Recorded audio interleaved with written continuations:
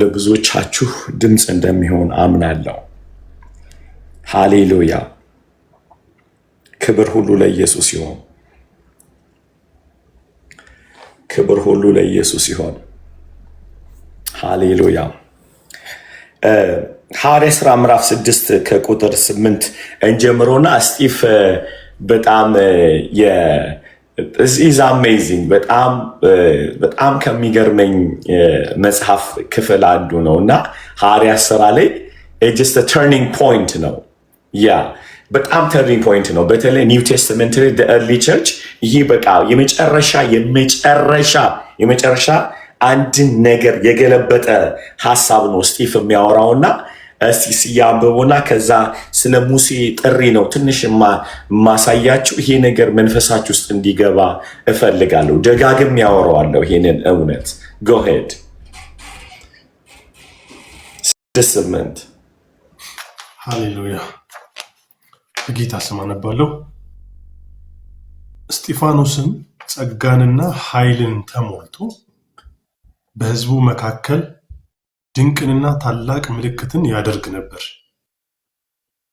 የነፃ ወጪዎች ከተባለችው ምኩራብም ከቀሬናና ከእስክንድሪያም ሰዎች ከቂልቅያና ከእስያም ከነበሩ አንዳንዶቹ ተነስተው እስጢፋኖስን ይከራከሩት ነበር።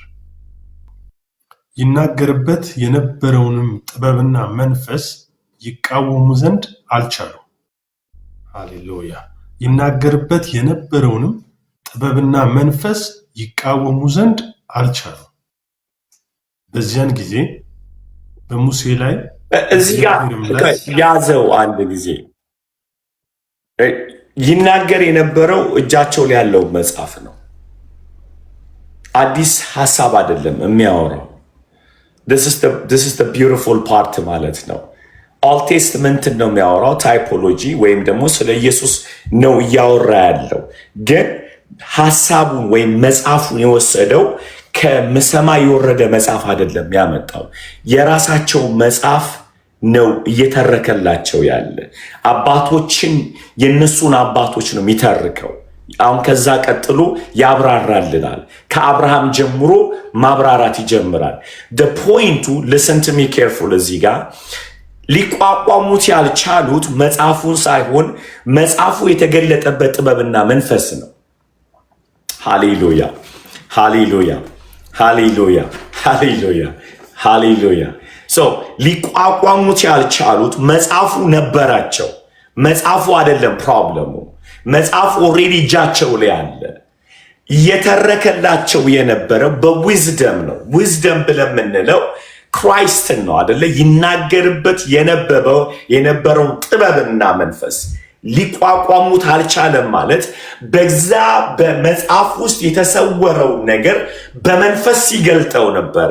ማንን? ክራይስትን። ምክንያቱም መጽሐፉን ይዘው በዊዝደም መንፈስ ስላልተረተሩት ስላልተገለጠላቸው መጽሐፉ የሚለውን ነገር ብቻ እንጂ በመጽሐፍ ውስጥ ያለውን የተሰወረ ትንቢታዊ ንግርቶችን ማግኘት አልቻሉ። አየ፣ የመጽሐፉ ባለቤት መሆንህ አይደለም ለውጥ የሚያመጣው። መጽሐፉ ያጻፈው አካል the Holy Spirit ሃሌሉያ ሃሌሉያ። መንፈስ ቅዱስ እስቲ መንፈስ ቅዱስ በሉ።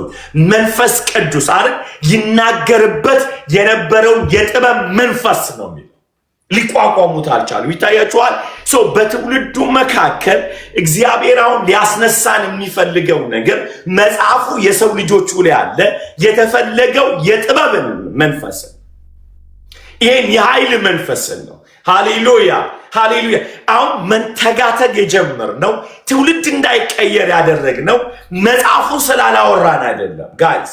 ሰዎች ቦሪንግ ውስጥ የገቡት መጽሐፉን ስላላወራን አይደለም፣ የመጽሐፉን መንፈስ ማለት ነው። ለዚህ እኮ ነው በመጽሐፍ የዘላለም ሕይወት የሚገኝ መስሏቸው ነበረ፣ ግን ሕይወት እንዲሆንላቸው ወደ እኔ አልመጡም ማለት ጌታ። አጌጮ ፐርሰኑ ያስፈልጋል ማለት ነው። ጽሁፉ ብቻ አይደለም። ጽሁፉ የሚናገረው ፖይንት የሚያደርገው አካል አለ። that person we call a Christ ሃሌሉያ ሃሌሉያ። የመጽሐፉ ሐሳብ የመጽሐፉ የልብ ምት ወስዶ የተገለጠውን ክራይስትን ካላሳየ እንዴት አድርገህ ነው በትውልዱ መካከል መልእክቱን ልታመጣ የምትችለው? እነዚህ ሰዎች የተቋቋማቸው በጥቅስ ሳይሆን በጥበብና በኃይለ መንፈስ ይናገርበት የነበረውን መንፈስ ነው የሚለው እንጂ ኮንቴክስት አላለም። እዝናረ ባውተ ኮንቴክስት ሚስ መደረግ አለበት እያልኩ አይደለም። መጽሐፉ ሊል የፈለገውን የልብ ምትግል ሪቪልድ መጽሐፉ የሚያወራው ክራይስትን ነው። እነሱ የሚሉት ኖ አብርሃም ነው ሲል you have to see the revelation of the wisdom ክራይስትን እዛ መጽሐፍ ውስጥ ማየት መቻል አለብን። አልቻሉም ይላል። ሃሌሉያ። ተጣሉ አይደለም የሚለው አልቻሉም። እስኪ አልቻሉም በሉ። አልቻሉም። ይሄንን ነው የምንፈልገው። አልቻሉም። ይናገርበት የነበረውን ጥበብ መቋቋም አልቻሉም። ታውቃላችሁ እንኳን እነሱን የሱን ፊት ቀይሮታል ያ ጥበብ። ሲያሜን በሉ።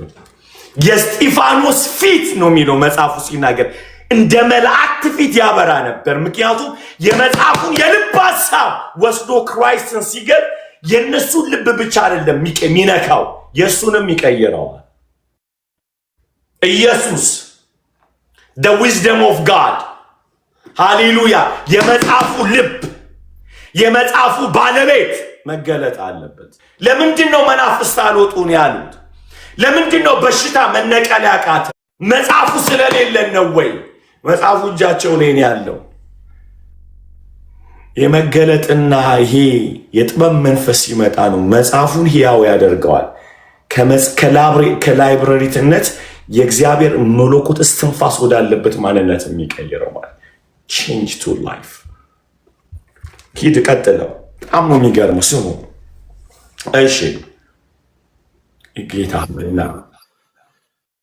ይናገርበት የነበረውንም ጥበብና መንፈስ ይቃወሙ ዘንድ አልቻሉም። በዚህ ጊዜ በሙሴ ላይ በእግዚአብሔርም ላይ የስድብን ነገር ሲናገር ሰምተነዋል የሚሉ ሰዎችን አስነሱ። ሕዝቡንና ሽማግሌዎችንም ጻፎችንም አናደዱ። ቀርበውም ያዙት፣ ወደ ሸንጎም አመጡትና ይህ ሰው በዚህ በተቀደሰው ስፍራ በሕግም ላይ የስድብን ነገር ለመናገር አይተውም። ይህ የናዝሬቱ ኢየሱስ ይህን ስፍራ ያፈርሰዋል፣ ሙሴም ያስተላለፈልንን ሥርዓት ይለውጣል ሲል ሰምተነዋልና የሚሉ የሐሰት ምስክሮችን አቆሙ። በሸንጎም የተቀመጡት ሁሉ ትኩር ብለው ሲመለከቱት ሃሌሉያ አሜን፣ እንደ መልአክ ፊት ሆኖ ፊቱን አዩት። በነገራችን ላይ ለፍርድ ስለቀረብን ሐሳባችንን አንለውጠው። እስኪ አሜን በሉ። በጌታ አሜን በሉ። ኢትስ ቢዩቲፉል። ምዕራፍ 7 ላይ ሰውየው ይገባል። ያንን ፊት ይዞ ይገባል። የሚገባበትን ዓለም ተመልክተዋል። አንዳንዴ በጌታ ስም እዚህ ጋር ስሙኝ፣ በኢየሱስ ተነክታችሁ፣ በኢየሱስ ተንቃችሁ፣ በኢየሱስ ስም ተሰድባችሁ ለፍርድ ሲያመጣችሁ ሐሳባችሁን አትቀይሩ። ጨርሱት። ኢየሱስን ታመልካለህ ወይ ጌታን ተቀብለሃል ወይ ብለው ለፍርድ ሲያመጧችሁ ሐሳብ አትቀይሩ። ፊታቸው ያስደንግጣችሁ። ሸንጎ ፊት ሰውየው ቆመ። ይዞ የመጣው የመልአክ ፊት ነው። ፊቱ በርቷል። ምክንያቱም ስለ ራሱ አይደለም እያወራ ያለው፣ ስለ አንድ ንጉሥ ነው እያወራ ያለው። ሃሌሉያ። ታውቃላችሁ፣ ደርቀን የቀረ ነው፣ ሞገስ ያጣ ነው። ስለ ራሳችን ስለምናው ፌቨር የሚባል ነገር የለም። አይገርም? ፈሪሲ there's no favor። ፊቱ እንደ መላእክት ፊት መሰል ይላል። ታውቃለህ፣ ሙሴ 40 ቀን ገብቶ ነው ፊቱ የተለወጠው። ይሄ ግን ኢየሱስን አውርቶ ነው ፊቱ የተቀየረው። በጣም እኮ ነው የሚገርም። ሙሴ ገብቶ 40 ቀን ቁርበቱ ተለወጠ ይላል። ይሄኛው ተራራ ላይ አይደለም። የእግዚአብሔር ተራራ የተባለው ክራይስት ላይ ነው የገባው። he speak Christ the word of God, so you don't have to go to the mountain። ከዚህ በኋላ ተራራ ላይ መውጣት አይገባው። የእግዚአብሔር ተራራ ተገልጧል። የእግዚአብሔር ፌሽታ ተገልጧል። we call Christ የታረደው በግ አለው። ይህንን እውነት እያበራ እንዴት ነው ኖርማል የምታየው? ከሙሴ 7 እጥፍ ሊያበራ የሚችል ግሎሪ ነው የያዘው ይሰው። የዚህ ግርማ ሞገስ ደግሞ ሰማይን መክፈት የሚችል ነው። ዩሲ የተነካንበት ነገር ነው እየቀየረን ያለው። ኢፍ ዩ ሪሜምበር ላይክ ዘፍጥረት ምዕራፍ 4 ላይ ትዝ ይላችኋል። የወንድም ጥላቻ ፊት ያጠቁራል፣ የእግዚአብሔር ልጅ ፍቅር ግን ፊትን ያበራል። ልዩነቱ እዚህ ጋር ነው። ልዩነቱ እዚህ ጋር ነው። በምንም ተአምር ስሙኝ በደንብ አድርጋችኋል። በልባችሁ ላይ ያለው አመፅ፣ በልባችሁ ላይ ያለው እምነት፣ በልባችሁ ላይ ያለው ደስታ ፊታችን ላይ መታየቱ አይቀርም። አንዳንዴ ፊታችን ለምንድን ነው ዳርክ የሆነው? ለምንድን ነው ፊታችን ሞገስ ያጣው? ብዙዎቻችን ጭንቀታችን በሜካፓችን ክብራችንን ልንለውጥ እንፈልጋለን፣ ወይም አትራክት ለማድረግ ሉክ አት ዲስ ጋይ የሙሴ ቁርበት ፊቱ ተቀየረ፣ እግዚአብሔርን እያወራው። የቃየል ፊት ተቀየረ፣ ልቡ ተጣሞ የእስጢፋኖስ ፊት ተቀየረ፣ ኢየሱስን አውርቶ። ልዩነቱ ምንድን ነው? በሰውየው ከልቡ እንዳመነ የምታውቁት ሸንጎ ላይ ቆሞ አልተቀየረም። ስቲል ደሴ ሜሴጅ ነው ያለው። ምክንያቱም አንደበቱ አይደለም የተነካው ልቡ ነው። የተነካ ልብ ሸንጎን ፊት ብታቀርበው ቃሉን አይለውጥም፣ ስብከቱን አይለውጥም። እስቲ አሜን አሜን አሜን አሜን አሜን አሜን አሜን አሜን አሜን አሜን አሜን አሜን አሜን አሜን አሜን አሜን አሜን ጂሰስ ኔም አሜን አሜን። እዚህ ጋር አንድ ነገር ልንገራችሁ። በእውነት ለመጠጣት ብትገቡ፣ ለመውደቅ ብትገቡ፣ ልባችሁ ከተነካ ቃላችሁ አይለወጥም። እስቲል ዩ ካን ፌል። በሰዎች ፊት ልትወርቁ ኃጢአት ልትሰሩ ትችላላችሁ። ልባችሁ በእርግጥ ከተነካ ግን እንባችሁ መፍሰሱ አይቀርም። በእርግጥ ልቡ የተነካ ሰው ስለጠጣ፣ ስለወደቀ፣ በዝሙት ስለወደቀ፣ ከቸርች ስለቀረ የሚቀይረው ልብ የለውም። እስቲል ማልቀስ ይችላል። ልብ አይቀየርም ጎበዝ። ህይወትን የደከመው መንፈሳዊ አቋምህ ሊደክም ይችላል። የእውነት ልቡ የተነካ ሰው፣ እግዚአብሔር ልቡን የነካው ሰው በየትኛውም ሰዓት ማውራት ይችላል። ጋይስ እግዚአብሔር በኢየሱስ ስም ይንካችሁ። ጌታን በሉት፣ ሎርድ ታች ሚ፣ ሎርድ ታች ሚ በሉት ጌታ። ሃሌሉያ ታች ሚ። አንዳንድ ሰዎች ይላሉ አሊ የመንፈሳዊ ነገር ዛለብኝ። ለአንድ ነገር ልንገር፣ ጌታ ለምነው፣ ጌታው ታች ሚ በለው። ጌታው በቃለ ብርሃን በፍቅር ኃይል ንካይ ልቤን በሉት። የእናንተ ትራማ እግዚአብሔርን ከመውደድ ወደ ኋላ አያስበላችሁ። የተያዛችሁበት መያዝ በእውነት የሚያቆማችሁ ኃይል የለም። ፍቅሩ ከሲኦል እሳት ይልቅ የበረታች ናት። ሃሌሉያ ሃሌሉያ ሃሌሉያ ሃሌሉያ ሃሌሉያ ሃሌሉያ ሃሌሉያ ሃሌሉያ በጣም የበረታች ናት። ሃሌሉያ ሃሌሉያ ሃሌሉያ ሃሌሉያ ሃሌሉያ። እስጢፋኖስ ኢማጅን አይገርምም? የሐሰት ምስክርነት አመጡበትና ከኢማጅን እንዲያ የሙሴን ሲሰድብ፣ ሕጉን ሲሰድብ፣ እግዚአብሔርን ሲሰድብ አግኝተነዋል። ስሙኝ፣ ሸንጎን ሲያገኝ እዛ ጋር አልሰደብኩም ብሎ ሊከራከር አይደለም የመጣው ለምን ሰበክ ተብሎ ነው። የነገሩት ተንኮልና ውሸት ነው። እግዚአብሔርን ሰድቧል ብለው ያሉት እሱ ያየው ስድባቸው ሳይሆን ሰደብክ ያሉበትን ልብን ያየው ወንጌልን ሊያስቆሙት ነው። ከኔ ጋር ስድባቸው ውሸታቸውን አይደለም ያየው። ከውሸታቸው በስተጀርባ ምንድን ነው ያለው? ወንጌሉን እንዲያቆም ነው። ስብከቱን እንዲያቆም ነው የተፈለገው። ስለዚህ በውሸት ለከሰሱት ክስ መልስ አይመልስም። አንዳንዴ ሞቲቫቸውን ካወቀ መልስ አትከራከሩ፣ ምክንያቱም አታሸንፏቸው። ኢንቴንሽናቸው ምን አይደለም፣ ሙሴን ሰድቧል፣ ሕጉን ሰድቧል አይደለም። ለዛ መልስ አይደለም የተፈለገው። ስብከቱን አቁም፣ ኢየሱስ ማለትን አቁም። አንዳንዴ ሰዎች ለምን እንደከሰሷችሁ እያወቃችሁ እነሱ የፈለጉት እኮ የከሰሷችሁ የውሸት ክስ እውነት ስለሆነ አይደለም። የፈለጉት ሩጫችሁ ሊያቆሙ ነው። እንዴት ነው ልትረቷቸው የምትችሉት? አሁን ንገሩ። እንዴት ነው ልትረት ማለት? ነገር ከተፈለክ ደህና አደርክም እኮ ነገር አይደለም። ነገር ከተፈለገ ነገር አንድ ሰው መቶ ሞርኒንግ ላይ ደህና አደርኩኝ ብለህ ምን አስበህ ነው ማለት ለመጣላት ከፈለክ የሚያጣላህ ነገር ብዙ አንድ ሰው መጥቶ በውሸት ከወነጀለ እውነት ልትናገር አትሂድ ምክንያቱም የፈለገው በውሸት ከወነጀለ የፈለገው አንተን መምታት ነው እስጢፋኖስ ይህንን ያውቃል ሊያስቆሙት የፈለጉት ወንጌሉን ነው የተፈለገው እንዳይሰብክ ነው የተፈለገው የእግዚአብሔር ልጅ እንዳይገለጥ ነው ለምንድን ነው ለነሱ መልስ ይመልሰው he start to respond ቀጠለ ያዘው ወንጌል ይዞ ነው የቀጠለው የሚከራከሯችሁን ሳይሆን ለምን እንደሚከራከሯችሁ ፈትኑ ጠላት ለምን ያባረራችሁ እንደሆነ አስቡ ኢየሱስ ጌታ Jesus name in Jesus name you are wasting time አትረቷቸው በውሸት የከሰሷችሁን ሰዎች አታሸንፏቸው አላማቸው ያንን ውሸት እንድታምኑ ማድረግ አይደለም ማስቆም ነው የሚፈልጉትን ነገር ለማድረግ that's the aim ነው ስቲፈን ተመልከቱት እሺ ምንድነው የሚለው ሊቀ ካህናቱም ይሄን ነገር እንዲህ ነው ነውን አሉ እርሱ የሚመልሰው መልሱ የተከሰሰው ምንድነው ከራእዩ በሙሴና በእግዚአብሔር ላይ የስድብን ነገር ሲናገር ሰምተናል ነው ክሱ አይደል ክሱ ይሄ ነው የሚመልሰውን ተመልከቱ 7 ላይ go ahead ምዕራፍ 7 ሊቀ ካህናቱ ይህ ነገር እንዲህ ነውን አለ ይህ ነገር እንደዚህ ነውን አሉ እሺ እርሱም እንዲህ አለ ወንድሞችና አባቶች ሆይ ስሙ የክብር አምላክ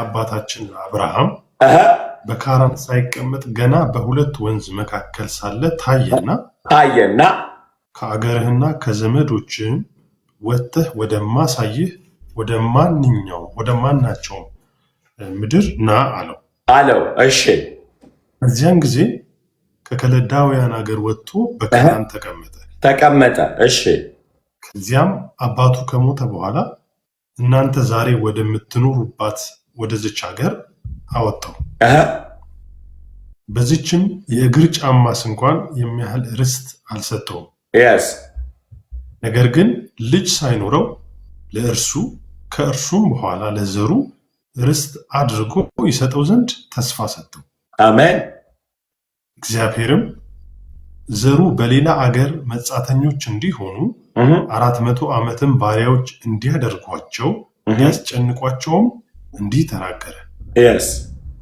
ደግሞም እግዚአብሔር እንደ ባሪያዎች በሚገዟቸው ሕዝብ ላይ እኔ እፈርድባቸዋለሁ ከዚህም በኋላ ይወጣሉ በዚህም ስፍራ ያመልኩኛል አለ የመገረዝንም ኪዳን ሰጠው አሜን እንዲሁም ይስሐቅን ወለደ በ8ኛውም ቀን ገረዘው ይስሐቅም ያዕቆብም 12ቱን የአባቶችን አለቆች የአባቶችም አለቆች በዮሴፍ ቀንተው ወደ ግብፅ ሸጡት እግዚአብሔርም ከእርሱ ጋር ነበረ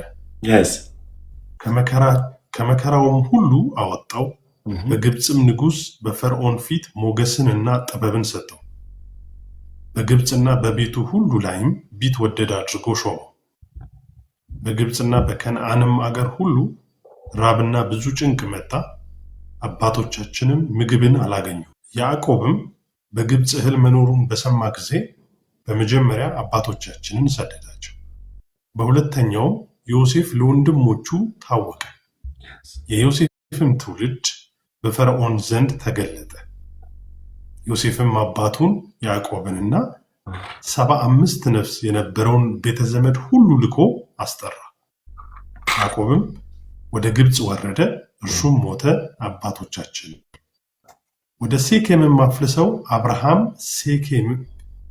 ከሴኬም አባት ከኤሞር ልጆች በብር በገዛው መቃብር ቀበሯቸው እግዚአብሔርም ለአብርሃም የማለለት የተስፋው ዘመን ሲቀርብ ዮሴፍን የማያውቀው ሌላ ንጉሥ በግብፅ ላይ እስኪነሳ ድረስ ሕዝቡ እየተጨመሩ በግብፅ በዙ እርሱም ወገናችንን ተተንኩሎ ሕፃናትን በሕይወት እንዳይጠበቁ ወደ ውጭ ይጥሉ ዘንድ አድርጎ አባቶቻችንን አስጨነቀ በዚያን ጊዜ ሙሴ ተወለደ በእግዚአብሔርም ፊት ያማረ ነበር እዚህ ጋር አባቱን ቤት 3 ወር አደገ አሜን እዚህ ጋር እንሄዳለን ስቲቭ እየሞገታቸው ያለበትን አካሄዱን ተመልከቱት። ምን ያህል ሊሰሙት የሚችሉበትን ስፒሪት ተመልከቱ። እየገሰገሰ ያለ እስጢፋኖስ ወዴት ነው አሁን? ከአብርሃም ጀምሮ ዘፍጥረት 12 ላይ ወደ ተነገረው ዘር ነው እየሄደ ያለው፣ እየገሰገሰ ያለው። ግን ምንም ሳያፋልስ ያንን የተስፋ ቃል እንዴት እንደተፈጸመ ዘርህ ብሎ ያለውን ያን የተስፋ ቃል ገላትያ 3:8 ላይ የተፈጸመውን ወንጌል የተባለውን ክራይስትን እሱን ነው የሚያመጣው። አንድ መርሳት የሌለባችሁ ነገር አሁን ሙጉቱን ዲፌንድ እያደረጋቸው ያለ የተከሰሰበትን ክስ አይደለም፣ መልእክቱን ነው እያስተላለፈ ያለው። ያመነውን እምነት ነው እያስተላለፈ ያለው።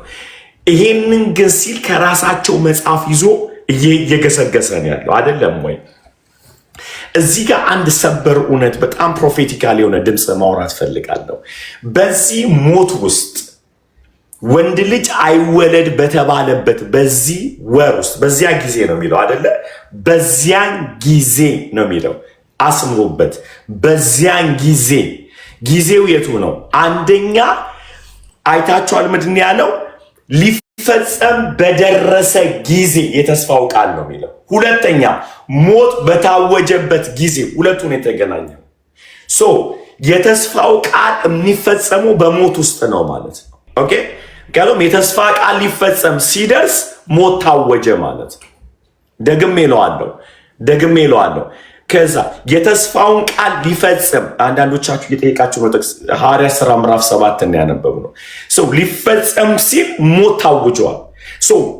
የተስፋው ቃል የሚፈጸመው በምን ውስጥ ነው ማለት ነው? በሞት ውስጥ ነው ያለው። ግን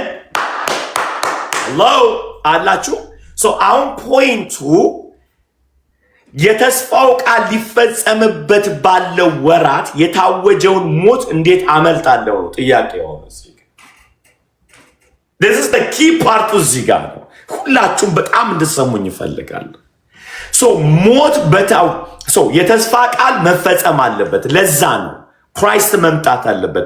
ችግሩ ምንድን ነው? ይሄ የተስፋው ቃል ፍጥረትን ሊያድን ወደሚችልበት ግስጋሴ ለመሄድ ግን የተነገረው መወለድ ያለበት ታይም ሕፃናቶች ሁሉ ይሙቱ የተባለበት ሰዓት ላይ ነው። እንዴት እናድነው? አይታችኋል። አንዳንዴ አይደለም አሜን፣ ኦልዌይስ እግዚአብሔር አምላክነቱ ካልተገለጠ ስራውን አይሰራም። ይህን ልርገመው። እግዚአብሔር አምላክነቱ በሚገለጥበት ጎዳና ነው ስራውን የሚሰራው። ሁሉን ቻይ እንደሆነ ማሳወቅ ይፈልጋል። እግዚአብሔር አምላክ መሆኑ እንዲታወቅ ይፈልጋል። በዚህ ሞት ውስጥ በደንብ ስሙኝ። በዚህ ሞት ውስጥ ሙሴ ተወለደ ማለት አሁን እንዴት ነው ታዲያ ከሞት የሚወልጠው ሲባል እንደዚህ ይላል መጽሐፉ ሲናገር። ይሄ ነው ልቤን የሚነካው። እናቱ ሸሸገችው ይላል። እናቱ ሸሸገችው ይልና የዕብራውያንም ጸሐፊ ሲናገር ምን ይላል? ከ3 ወር በላይ ግን ልሸሽገው አልቻለችም ይላል። ከስንት ወር አይሰማም? 3 ወር። ለካ እግዚአብሔር የተናገረለትን ነገር ለማዳን ከፈለግ ከ3 ወር በላይ ልሸሽገው አልችልም። ከ3 ወር በላይ ከሸሸገችው ልጁ ይሞታል። ልድገማው ይሄንን። ከ3 ወር በላይ ከሸሸገችው ልጁ ይሞታል። አሁንም ደግሜ ልበለው፣ ከ3 ወር በላይ ከሸሸገችው። ምክንያቱም 3 ወር የተጠበቀበት ምንድን ነው? እነዚህ ሰዎች በየቤቱ ሰርች እያደረጉ ነው ያሉት አደለ? እዚህ 3ኛ ወር ላይ የእሷ በር ሊንኳኳ ነው፣ ሊያልቅላት ነው። የተፈለገው 3 ወር ያለው በሯ እስኪንኳኳ ድረስ ነው ልጁ የተደበቀው፣ ልታድነው የቻለችው። ይኸውላችሁ አንዳንዴ ልናድናቸው የምንፈልጋቸው ነገሮች እናስገድላቸዋለን። ምክንያቱም የቆዩት ጎበዝ ስለሆንን አይደለም፣ ቀኑ ስላልደረሰ እንጂ።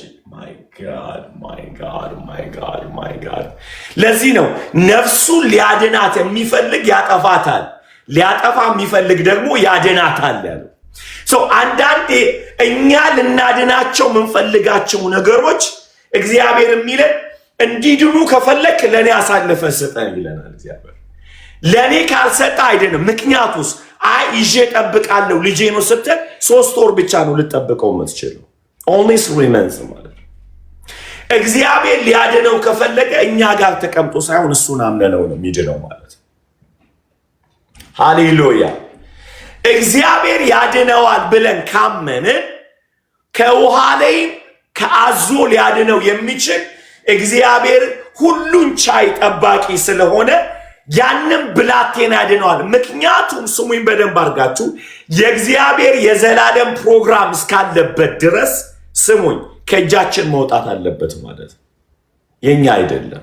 ደስ የሚለኝ ነገር ልንገራችሁ ይላችሁ የሷን this amazing okay የሷ አይደለም ልጁ የእግዚአብሔር ነው። ሙሴ እዚህ ስሙኝ ልክ በውሃ ላይ ስትጥለው በጣም ብዙ እናቶችና አባቶች እዚህ ጋር እንድትሰሙ ይፈልጋሉ ከራሴ ጭምር። ራሔል እንኳን ሰማሽኝ ጥሩ ነው። የሷ ልጅ ከ3 ወር በላይ ልሸሽገው አችልም። ምን ላይ መጣል አለባት? ውሃ ላይ። ስሙኝማ በጣም የሚገርም ሚስጥር የፈርዖን ልጅ ወስዳ ሳደገችው ይላል። ጡት ግን ያጠባችው ማናት? እናትየው። ልኳን አወቀች ማለት ነው። አሁን ልጁ የማ ቤት ነው የሚያድገው? ፈርዖን ቤት ነው የሚያድገው። ጡት የሚያጠባው ማን ነው? እናት ናት። ኢሞሽናል ኮኔክሽን አይኖራትም ለዘላለም ማለት ነው። ልጅነት የምታጠባው እሷ ናት። ዲስታንስ ከተተባት። ምክንያቱም የእናትነትን ኃላፊነት የፈርዖን ልጅ ወሰደች። ስለዚህ እናት ጡት እያጠባች እንደሷ ልጅ አይደለም የምታሳድገው፣ አደራ እንደተሰጣት። ለዚህ ነው ልጁ የዘለቀው ለመኖር። አያችሁ እግዚአብሔር እኛን የሚሰጠን እንድናጠባና እንደ አደራ ልጅ ሊሰጠን ይፈልጋል። ምክንያቱም ልጁ የዘላለም ፕሮግራም አለበት። የዘላለም ፕሮግራም ካለበት እግዚአብሔር በሚፈልገው እንዲያድግ እኛ እንደ ባለ አደራ ብቻ ነው የምንጠነቀቀው።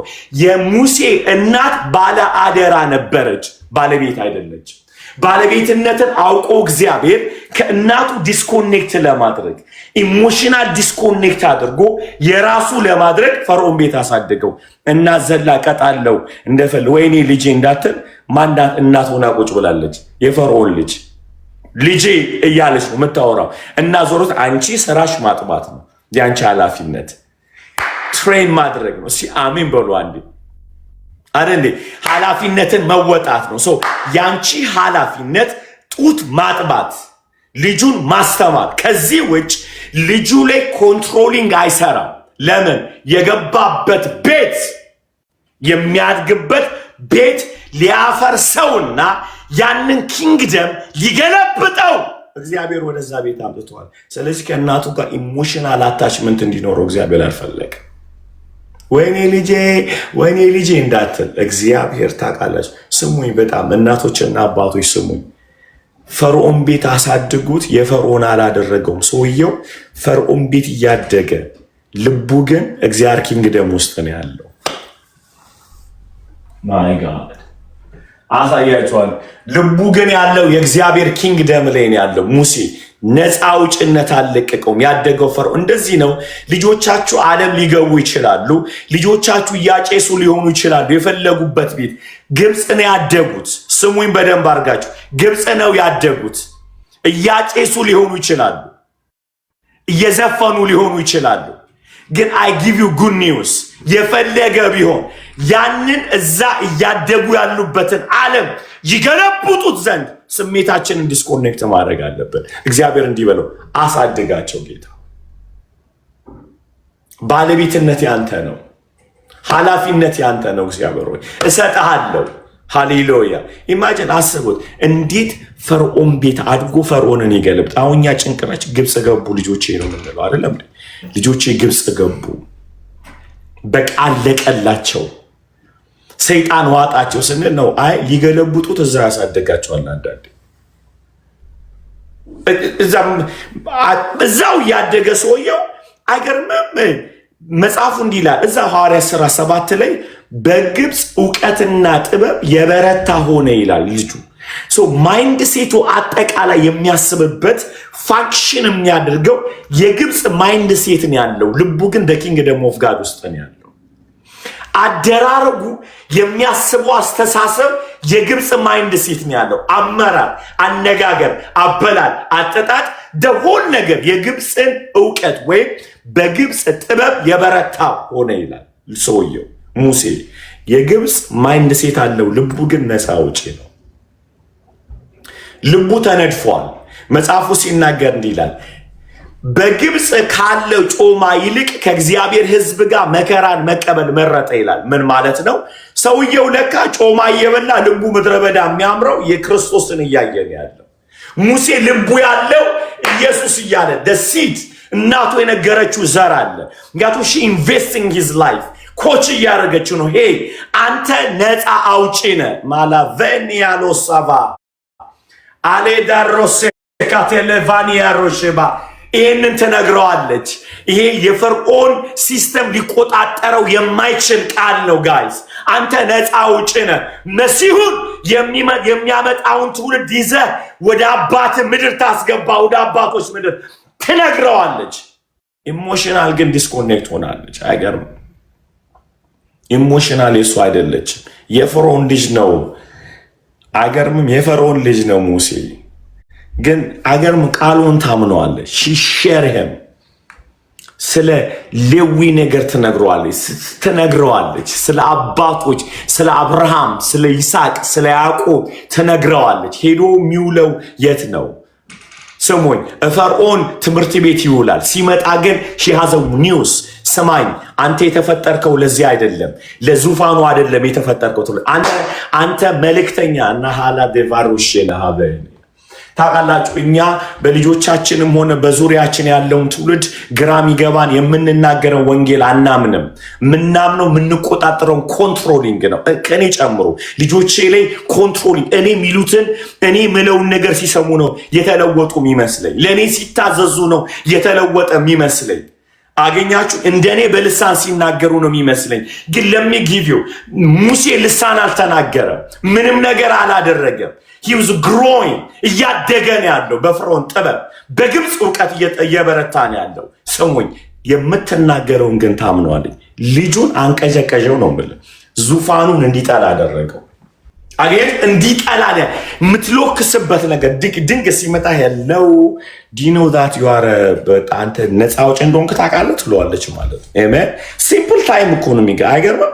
አንተ ታውቃለህ አምላክ አለን፣ የአብርሃም የይስሐቅ ያዕቆብ አምላክ አንድ የተለቀበትና እንደ ታይሚንግ ቦምብ ልጁን ያነጫንጨዋል።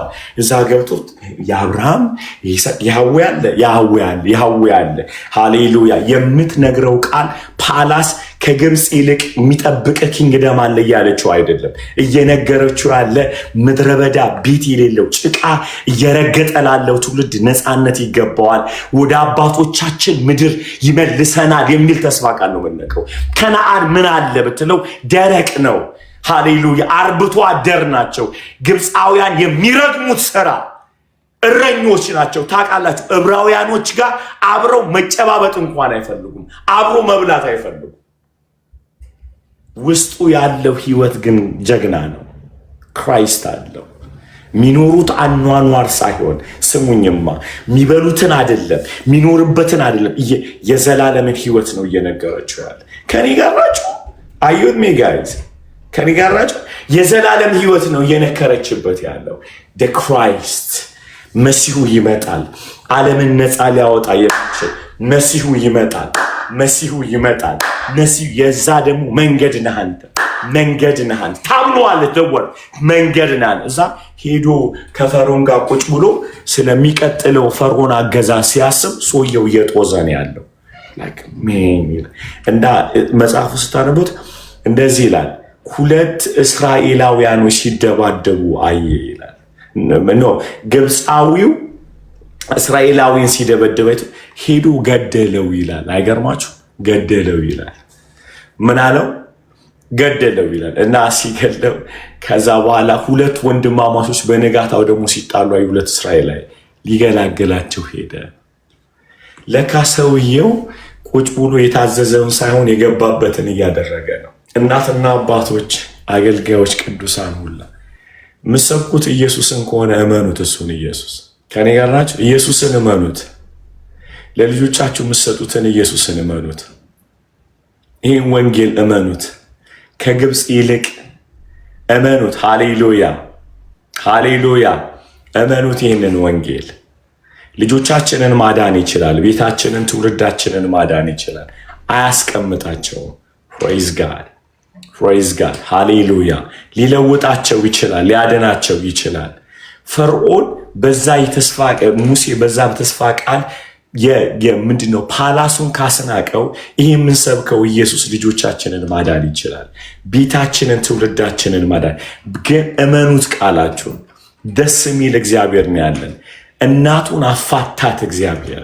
ኢሞሽን ይሄ የዘላለም ፕሮግራም ያለበት ልጅ አፋታሻለሁ ያላት ነው የሚመስለው። አገኛችሁ? ከዛ እሷም ዋይዝ ናት፣ ሞኝ አይደለችም። ከ3 ወር በኋላ ለቀቀችው። ስሙኝ፣ ልናድናቸው የምንፈልጋቸውን ነገሮች ከ3 ወር በላይ መሸሸግ አንችልም። ቶሎ እንወርውራቸው። ቃለ ሕይወት ያሰማልን። ተባረኩ። እዚህ ጋር